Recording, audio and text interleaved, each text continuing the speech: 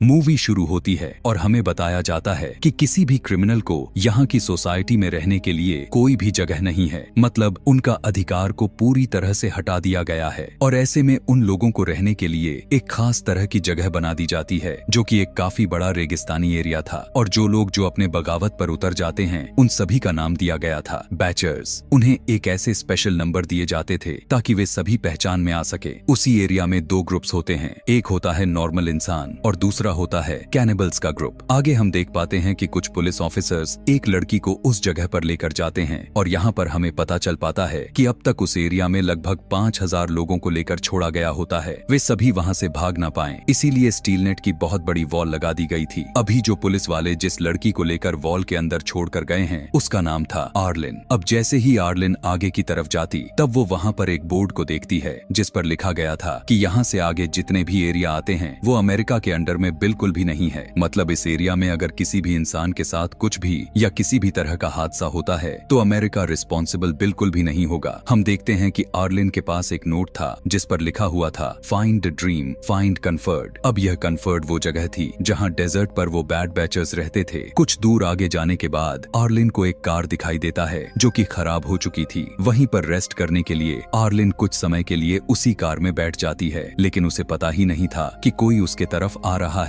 लेकिन जब तक उसे पता चल पाता तब तक बहुत देर हो चुकी थी क्योंकि वे लोग आर्लिन को पकड़ लेते हैं। कुछ समय के बाद जब उसे होश आता है तो वो देखती है कि वो खुद बंधी हुई है। दरअसल उसे दो फीमेल किडनैप करके यहाँ पर लाई थी। उनमें से एक लेडी जो होती है वो अपना 100 को लेकर आर्लिन की तरफ आने लगती है, जिसके बाद वो आर्लिन का हाथ काटना शुरू कर देती है और हाथ के साथ साथ आर्लिन का एक पैर भी काट देती है। उसने उसका पैर इसलिए काटा था ताकि वो अपना भूख को मिटा सके, क्योंकि ये ग्रुप कोई और नहीं बल्कि कैनिबल का ग्रुप था। यहाँ डेजर्ट पर इन्हें कुछ खाने के लिए बचा नहीं होता है, इसीलिए यहाँ के सभी लोग कैनिबल बन चुके होते हैं। जबकि इधर दूसरे ग्रुप के लोग कन्फर्ट में रहते थे। जो कोई भी ग्रुप में आता था ये कैनिबल की ग्रुप उसे पकड़ लेते थे और इसे अपना खाना बनाकर खा जाते थे। और ये कैनिबल खुद को बहुत ही ज्यादा फिट रखा करते थे, यानी अपने हेल्थ पर काफी ध्यान देते थे। वहीं पर हम देखते हैं कि ये कैनिबल लोग बहुत सारे लोगों को पकड़कर प्रिजनर्स बनाया हुआ था जिनकी हाथ पैर काट दिए गए थे। और जब इन्हें भूख लगने लगती है तब वो इंसानों को पकड़कर और उनकी बॉडी के किसी भी हिस्से को काटकर उसे खा जाते हैं। और जबकि आर्लिन भी उसी लाइन में आ चुकी थी, वो समझ चुकी थी कि अब वो इन कैनिबल्स का खाना बनने वाली है और अगर जीवित रहना चाहती है तो उसे किसी तरह से यहाँ से भागना होगा। लेकिन वहाँ से निकल पाना बहुत डिफिकल्ट था क्योंकि उसका एक हाथ और एक पैर को काट दिए गए थे और यही नहीं बल्कि उसे चैन से बांधा गया होता है। लेकिन आर्लिन को एक तरकीब सूझता है, वो अपना वेस्ट मटेरियल को अपने पूरे बॉडी पर लगा लेती है और जैसे ही अगले दिन एक कैनिबल लेडी उसे चेक करने के लिए आती है तो देखती है कि आर्लिन अपने वेस्ट मटेरियल में सनी हुई है। ये देखकर कैनिबल लेडी उसे अपने चैन से आजाद कर देती है और आर्लिन के बॉडी से वेस्ट मटेरियल को साफ करने के लिए उसे अपने साथ खींच कर ले जाती है। जिसके बाद वो लेडी पानी लेने के लिए जाती है। उसी समय आर्लिन उस मौके का फायदा उठाकर अपने पास एक रॉड को छुपा लेती है। जब वो लेडी आर्लिन के बॉडी से साफ करने लग जाती है तब वो उसी रॉड से स्टैब कर देती है जिससे वो कैनिबल औरत नीचे गिर जाती है। फिर आर्लिन उसी रॉड से दोबारा से उस पर बार बार स्टैब करती है जिससे कैनिबल लेडी की डेथ हो जाती है। जिसके बाद आर्लिन घसीटते हुए वहाँ से भागने लग जाती है। आगे जाकर उसे एक स्केटिंग बोर्ड नजर आता है जिससे वो यहाँ से निकल सकती थी। अब जबकि डेजर्ट काफी बड़ा था इसीलिए कुछ दूर जाने के बाद वो थक जाती है और उसे भूख प्यास की वजह से उसकी गला सूखने लगती है, जिसकी वजह से आर्लिन बेहोश हो जाती है कि तभी वहीं पर एक आदमी को देखते हैं जो कि वो आदमी अकेला रहा करता था, यानी ना तो वो कंफर्ट ग्रुप का था और ना ही कैनिबल था। वो बूढ़ा था जिसकी वजह से वो अभी तक कैनिबल का शिकार नहीं हुआ था। ये आदमी आर्लिन को अपने ट्रॉली में बैठाकर काफी दूर तक ले जाता है और आर्लिन को कंफर्ट एरिया में पहुंचा देता है जहां पर कंफर्ट के बाकी के लोग रहा करते थे। वहां पर वो बूढ़ा आदमी उसे लाकर वहां से चला जाता है। अब यह कहानी यहाँ से 5 महीने आगे की तरफ जाती है। यहाँ पर अब आर्लिन का एक खुद का घर होता है और उसके पास उसका एक आर्टिफिशियल पैर भी था। कंफर्ट वाले लोगों का लाइफस्टाइल बिल्कुल डिफरेंट था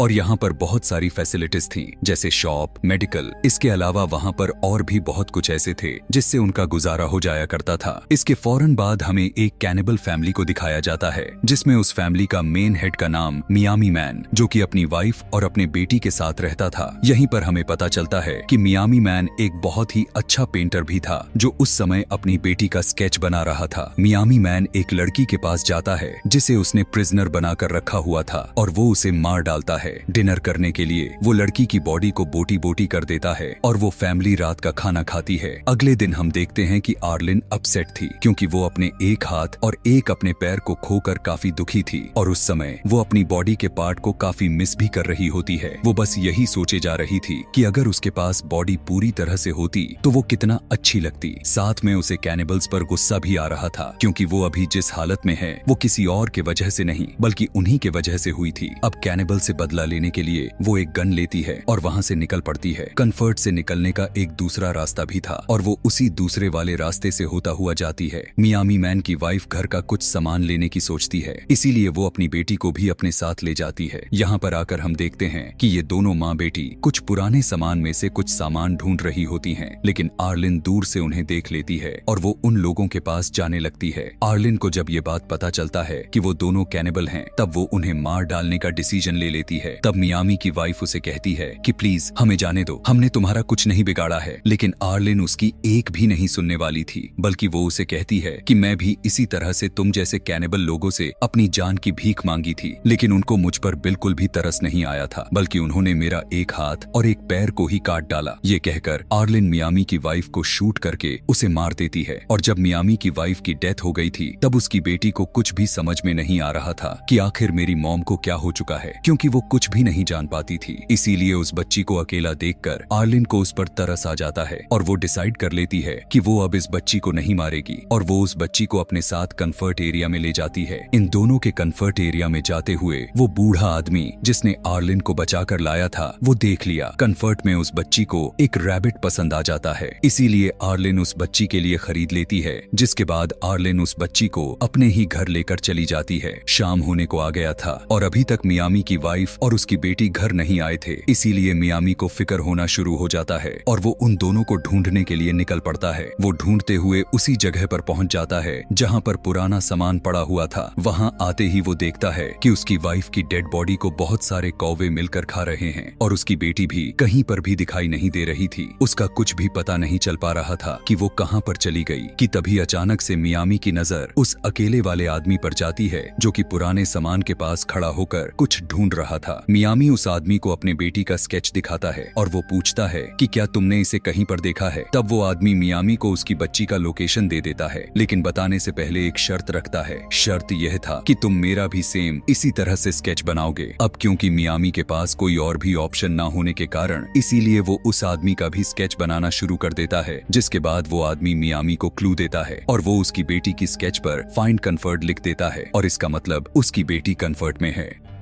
रात को आर्लिन उस बच्ची को एक क्लब में लेकर जाती है जहां पर उस कंफर्ट एरिया का सबसे बड़ा अमीर आदमी होता है जिसका नाम ड्रीम था। ड्रीम को वहां के लोग उसे अपना हीरो मानते हैं क्योंकि वो अकेला ही पूरे कंफर्ट में ड्रग्स सप्लाई करता था। यहाँ पर सबसे अजीब बात तो यह थी कि उस ड्रग में किसी तरह का मैजिक था और जो भी उस ड्रग को यूज करता था वो एक अलग ही दुनिया में खो जाता था। उसका माइंड अलग ही डायरेक्शन में चलने लगती थी। उन्हें ऐसा फील होने लगता है कि जैसे वो इंसान ड्रीम में चला गया है और यही वजह था कि उस आदमी का नाम ड्रीम रखा गया था और ड्रीम कंफर्ट का मेयर भी था। उसी पार्टी में ड्रीम सभी को ड्रग्स देने लगता है। उस समय आर्लिन भी एक ड्रग ले लेती है। इसी दौरान मियामी की बेटी के हाथ से उसका रैबिट छूट जाता है और वो उसे लेने के लिए चली जाती है। इसी कोशिश में वो बच्ची काफी दूर चली जाती है। चलते चलते वो बच्ची ड्रीम के पास पहुंच जाती है और वो उसे अपने साथ ले जाता है। आर्लिन भी उस बच्ची को ढूंढना स्टार्ट कर देता है, लेकिन अब आर्लिन पर उस ड्रग का असर दिखने लग गया था। उसे ऐसा लग रहा था कि वो ड्रीम में आ चुकी है और उसे अपने आसपास सब कुछ बहुत ही सुंदर दिखने लग गया था। आर्लिन उस बच्ची को ढूंढते हुए कंफर्ट से बाहर आ गई थी क्योंकि आर्लिन का माइंड किसी और ही डायरेक्शन में चला गया था और उसे बिल्कुल भी पता नहीं चल पाता कि मियामी उसके पास ही खड़ा हुआ है। अगले दिन जब आर्लिन की आंख खुलती है तो वो देखती है कि वो कंफर्ट से काफी दूर निकल आई है और मियामी मैन ठीक उसके पास ही खड़ा हुआ था और उसके हाथ में वो चीज थी जिसकी वजह से आर्लिन चल नहीं सकती थी, यानी उसका आर्टिफिशियल पैर। मियामी मैन उसे अपनी बेटी की स्केच दिखाते हुए उससे पूछता है कि क्या तुमने इसे कहीं पर देखा है, जिस पर आर्लिन कहती है कि नहीं तो मैंने इसे कहीं पर नहीं देखा। यानी यहाँ पर वो झूठ बोल रही थी। अब क्योंकि किसी भी कैनिबल को कंफर्ट जोन में आने की परमिशन नहीं थी, अगर कोई कैनिबल कंफर्ट के पास आ भी गया तो उसे शूट करके मार दिया जाता है। इसीलिए मियामी मैन आर्लिन से एक डील करता है। वो कहता है कि मैं तुम्हें छोड़ दूंगा, लेकिन इसके बदले में कंफर्ट एरिया से ढूंढकर मेरी बेटी को लेकर आओ। और यही नहीं बल्कि वो उसे वार्न भी करता है। वो कहता है कि अगर तुमने ऐसा नहीं किया तो मैं तुम्हें किसी भी तरह से ढूंढ कर मार दूंगा। उसकी बात सुनकर आर्लिन भी इस डील पर एग्री हो जाती है, जिसके बाद दोनों कंफर्ट के लिए चल देते हैं। कुछ दूर आगे जाते ही उन्हें एक कैनिबल आदमी दिखाई देता है, जो वो मियामी मैन से एक सौदा करता है कि मैं तुम्हें वहां तक जाने के लिए तुम्हें फ्यूल दूंगा, लेकिन इसके बदले में मुझे खाने के लिए इस लड़की की पैर काट कर दो। और वो कैनिबल वाला आदमी मियामी मैन को धमकाने लगता है। वो कहता है कि मैं तुम्हें मार दूंगा और फिर इस लड़की को खा जाऊंगा। इसीलिए मियामी उसकी बात पर एग्री हो जाता है और वो आर्लिन को उस कैनिबल वाले आदमी को सौंप देता है, जिसके बाद वो आदमी आर्लिन को लेकर वहां से जाना शुरू कर देता है। लेकिन पीछे से मियामी मैन उस आदमी पर अपना नाइफ से हमला करके उसे मार देता है, जिससे उस आदमी की मौके पर ही मौत हो जाती है। मियामी उस आदमी का सारा सामान खुद रख लेता है और उस आदमी का एक हाथ भी काट कर अपने पास रख लेता है, जिसके बाद वो दोनों अपनी मंजिल यानी कंफर्ट के लिए आगे बढ़ते हैं। लेकिन कुछ ही दूर जाते ही वहां पर तूफान आ जाता है और हर तरफ रेत से कुछ दिखाई नहीं दे रहा था, इसीलिए थोड़ी देर के लिए इन्हें रुकना पड़ जाता है। ये दोनों वहां पर रुककर थोड़ा टाइम स्पेंड करते हैं। तूफान को रुकते रुकते रात हो जाती है, इसीलिए मियामी मैन डिनर के लिए उस आदमी की कटे हुए हाथ को निकालता है। आर्लिन मियामी से पूछती है कि तुम कैनिबल यानी बैड बैचर्स कैसे बने। तब वो कहता है कि जब मैं 16 साल का था तब मैं एक बोट के जरिए अमेरिका आ गया, और क्योंकि मैं अमेरिका में अनऑथराइज पर्सन था, इसीलिए इसी वजह से मुझे बैड बैच बनाकर यहाँ पर भेज दिया गया। उन दोनों के साथ ही बहुत बुरा हुआ था, इसीलिए वो दोनों एक दूसरे के काफी करीब आ चुके थे।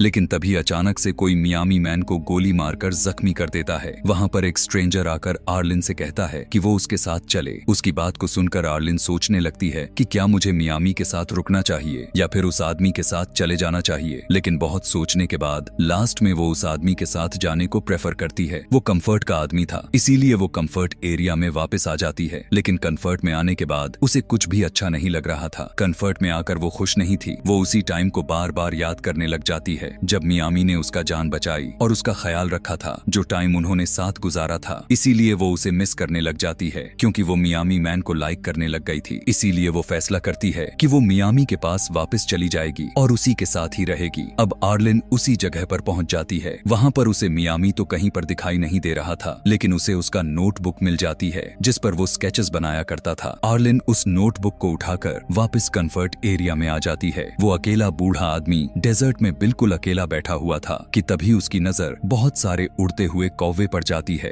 और वो समझ जाता है कि वहां पर जरूर कुछ न कुछ तो है। पास जाकर चेक करने पर उसे पता चलता है कि वहां पर मियामी मैन बेहोश पड़ा हुआ है। वो मियामी को बचाने के लिए डिसाइड करता है, इसीलिए वो एक कौवे को पकड़कर मियामी को खिलाता है ताकि उसे थोड़ी ताकत मिले। दूसरी तरफ आर्लिन मियामी की नोटबुक देख रही थी जिसमें अलग अलग जैसे स्केचेस बने हुए थे। उन स्केच में एक स्केच मियामी की बेटी की भी थी। इसीलिए अब आर्लिन फैसला कर लेती है कि वो किसी भी सूरत में मियामी को ढूंढ लेगी। वो मियामी के स्केच लेकर सारे कंफर्ट वालों से पूछने लगती है कि क्या किसी ने इस लड़की को कहीं पर देखा है, लेकिन किसी का जवाब हाँ में बिल्कुल भी नहीं आ रहा था। थक हार कर आर्लिन एक जगह पर बैठ जाती है कि तभी वो देखती है कि कुछ लेडीज ड्रीम के घर से बाहर की तरफ आ रही हैं। वहीं पर एक लेडी के साथ मियामी की बेटी भी होती है। यहाँ पर हमें ये पता चलता है कि अब ड्रीम ने मियामी की बेटी को अडॉप्ट कर लिया था, क्योंकि उसकी कोई भी औलाद नहीं थी। आर्लिन को पता चल चुका था कि आखिर मियामी की बेटी कहाँ पर है, लेकिन वो सोचने लगती है कि मैं उस बच्ची को कभी भी वापस नहीं ला सकती, क्योंकि ड्रीम बहुत ही खतरनाक आदमी है। उसके पास बहुत अथॉरिटी है और वो ऐसा बिल्कुल भी नहीं होने देने वाला। इसीलिए अब उसे एक आइडिया सूझता है और वो ड्रीम के पैलेस पर चली जाती है। यही पैलेस में बहुत सारी लेडीज ड्रग्स का काम कर रही थी, यानी ड्रग्स को बना रही थी। ड्रीम वहाँ पर आकर बताता है कि आज वो जो कुछ भी है वो इस ड्रग्स की वजह से ही है। आर्लिन कहती है कि मैं भी इन औरतों की तरह इस जगह पर काम करना चाहती हूँ और ड्रीम भी उसकी बात पर राजी हो जाता है। वहाँ की एक लेडी आर्लिन को एक रूम में लेकर जाती है, जहाँ पर आर्लिन वॉशरूम का बहाना बनाकर चुपके से अपने आर्टिफिशियल वाले पैर में से एक गन को निकाल लेती है। वो उस लड़की को गन पॉइंट पर लाकर प्रिजनर बना लेती है। वो ड्रीम से कहने लगती है कि अगर तुम इस बच्ची को छोड़ दोगे तो मैं इस औरत को छोड़ दूंगी। वो लेडी कोई और नहीं बल्कि उसकी वाइफ थी, इसीलिए आर्लिन की बात उसे माननी पड़ जाती है। आर्लिन के साथ लेडी जिसे गन पॉइंट पर लिया था और वो बच्ची भी तीनों गाड़ी में बैठकर वहाँ से जाने लगती हैं। कंफर्ट एरिया से बाहर आने के बाद आर्लिन उस लेडी को छोड़कर उसे जाने देती है, जिसके बाद आर्लिन और मियामी की बेटी दोनों डेजर्ट की तरफ आगे बढ़ते हैं। आगे जाने पर उन्हें मियामी मैन भी मिल जाता है, जो कि उस अकेले आदमी की मदद की वजह से काफी बेटर हो चुका था। इसके बाद आर्लिन उस बच्ची को मियामी मैन के हवाले कर देती है और वो मियामी से कहने लगती है कि प्लीज मुझे भी अपने साथ ले चलो, लेकिन मियामी उससे कहता है कि नहीं, ऐसा बिल्कुल भी नहीं हो सकता। वो उसे काफी समझाने की कोशिश करता है। वो कहता है कि हमारी दुनिया में मौत के सिवाय कुछ भी नहीं है,